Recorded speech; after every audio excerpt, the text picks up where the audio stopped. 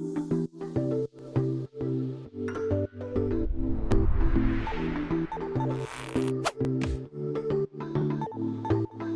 better people, welcome to BetterChat.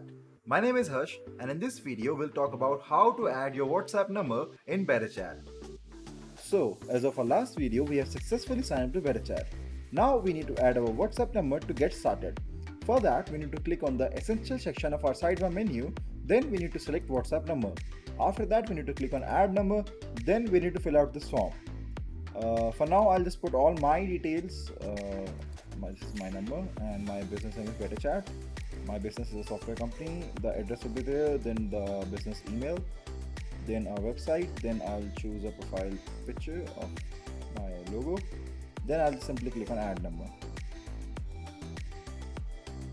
Now as you can see, the number have been successfully added. The API status is active, but the incoming status is still inactive. For that, you will get a confirmation OTP over the number you have added as an SMS from Meta that you need to submit here. I just need to click submit OTP here. You will be getting that OTP within next 24 hours. You need to add that OTP here, then click submit, and in next 6 hours your account will be activated.